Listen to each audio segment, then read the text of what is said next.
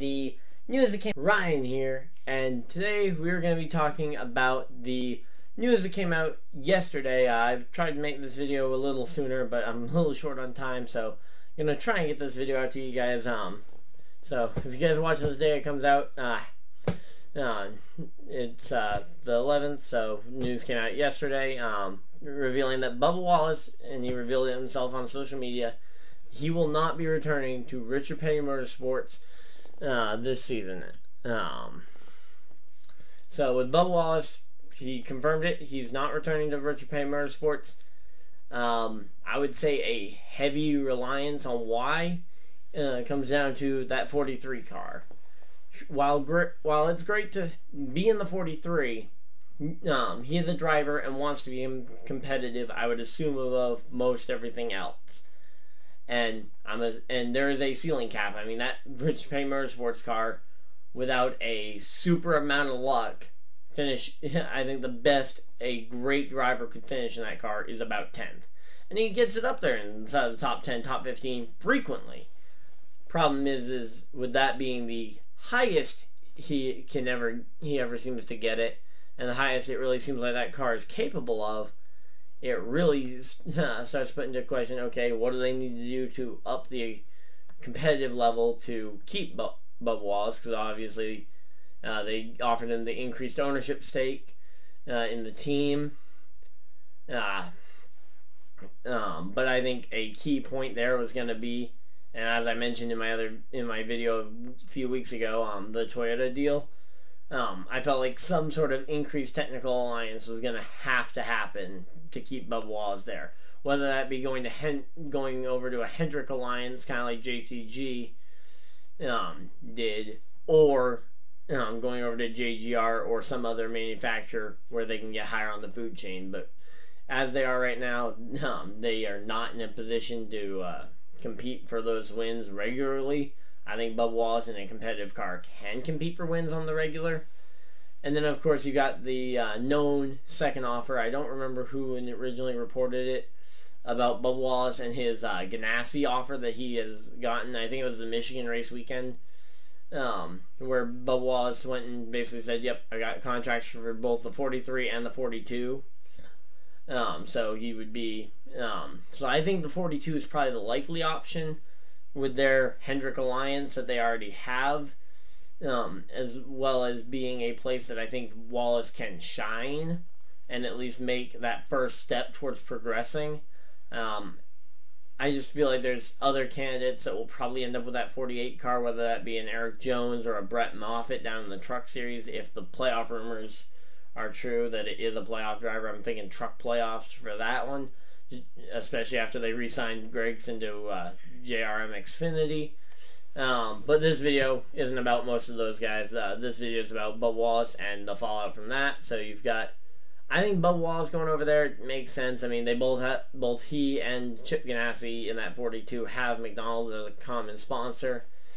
I'm sure that team wouldn't mind having Columbia, DoorDash, Cash App, which would all very likely follow Bubba Wallace, which is going to really leave Richard Petty Motorsports in a bad place, because Richard Petty Motorsports has very little funding that is Richard Petty Motorsports related, and almost all the funding is going to follow Bubba wherever he goes. And that's not to say that Bubba's only in the sport because of the money. I think he's a very talented driver who's earned the funding, both from the obvious of him being different than everybody else and being the first African-American driver, but he's also backed it up on the racetrack with great results. This year in particular, I mean, what, a 10th place run at Bristol? Didn't he have a top 5 run going at Indy? I mean, he had a pretty good run at Daytona a few weeks ago, almost won that race. So a lot of good going for Bubba Wallace. Yeah, so that's a lot of the Bubba Wallace side of things. I think that's where you'll see Bubba Wallace racing in 2021, I mean. I believe you'll see him in the 42, teamed up with Kurt Busch, trying to go for that Cup Series championship and trying to make the playoffs. My prediction for him in that car would be, I'm expecting kind of similar to McMurray for different reasons. McMurray, he was on the downhill slope of his career towards the later years there, but I think Bubba Wallace will be around that just because of his inexperience in fast cars, bad luck, which always seems to happen to just the wrong driver at the wrong time, which Bubba Wallace has been on the bad end of a lot. On top of the fact that Ganassi car is not a Gibbs car. If it was a Gibbs car, I think he would make the playoffs. But with it being a Ganassi car, I think somewhere in the 17th, in like the 15th, 16th, 17th-ish range in points. Now, of course, I think he'll also be able to contend for wins fairly regularly, like Indianapolis, like Bristol, some of those other short tracks. I think he'll be able to contend for wins at. But I think points-wise, that would be where I would expect to see him. Now, he could make a deeper playoff run if he gets lucky, or with the schedule, which we don't know yet, for what the playoff races are going to be, if it lines up well for him. But then you get to the much darker side of things with Richard Petty Motorsports, where really I see two options for the team's future. Because I've seen the rumors, I even mentioned the rumors of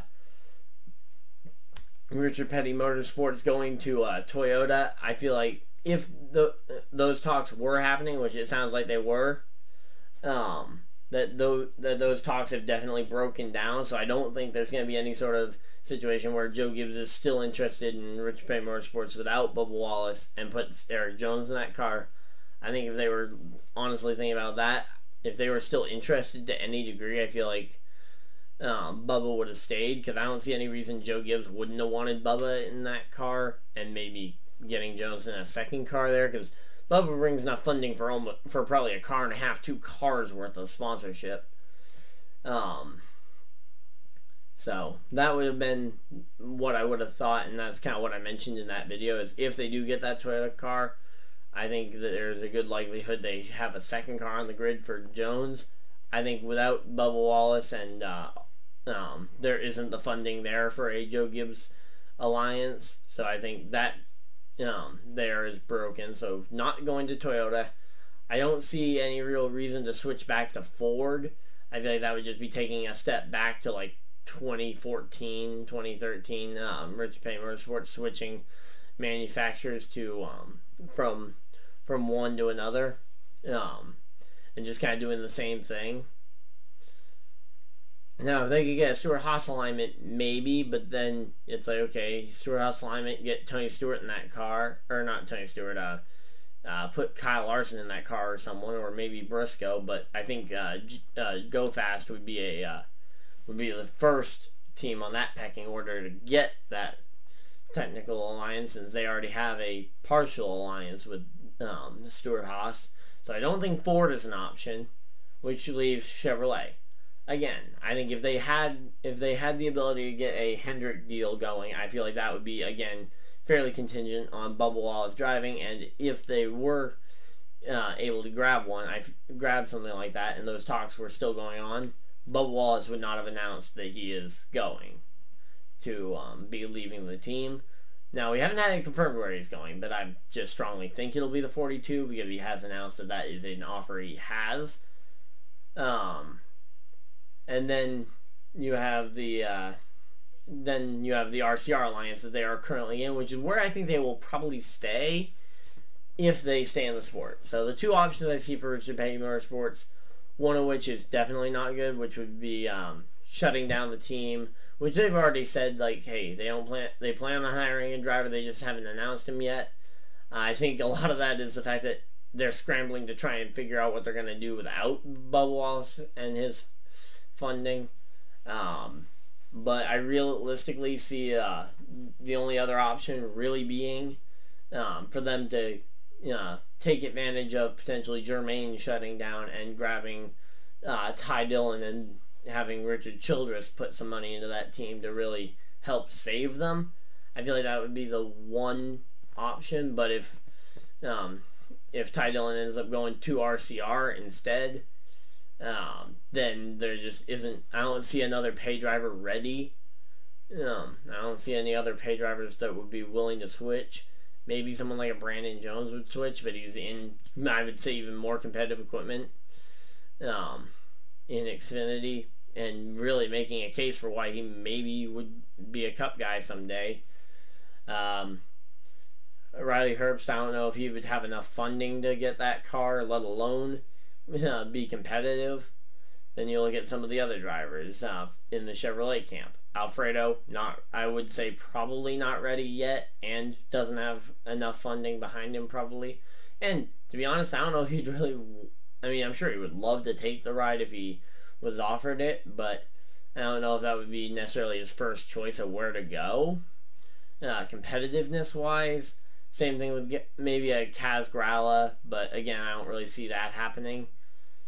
Because a lot of it just comes down to the big dollar signs to get that 43 car, because the 43, while they're a back of the pack team, they still have, they still try and put out competitive equipment, which is definitely expensive, especially for 2021. Now, I could see them taking a gap year, starting to sell off some stuff and prep for the next gen era, where stuff is supposedly going to be cheaper with the spec chassis and all that. Starting to save up for that. Now, I could see them maybe doing that, but again, I don't know. Once you leave, I feel like it's going to be hard to get back in, though the name Richard Petty could definitely do that. Now, if they, so, yeah, they're really not in a great spot. I feel like it's really shades of 2009 Richard Petty Motorsports, where they went out of business and merged with Evernham Motorsports to become Richard Petty Motorsports. But yeah, so that's pretty much my thoughts on all this. I'd love to hear your guys' thoughts down in the comment section below, so if you guys could just go down there, let me know what you guys think of any and all the stuff we talked about in this video. I'm going to try and keep doing these videos pretty much daily, depending on how the Avalanche news continues to fall. We've had plenty this week to talk about. Then we've got the Richmond race tomorrow night, so I'll be doing a video probably either Sunday afternoon or Saturday night right after the race. I don't know. It'll depend on how quickly I get it recorded and uploaded, so make sure you guys stay tuned for that. Of course, like the video if you guys did enjoy. Subscribe so you guys don't miss that episode. Ring the bell to get the notification of that video going up. And other than that, that should be pretty much everything. So hopefully you guys did enjoy this video. And I will see you guys in the next video, live stream, or whatever you guys decide to do for the rest of your night. Have a great day, everybody. Goodbye.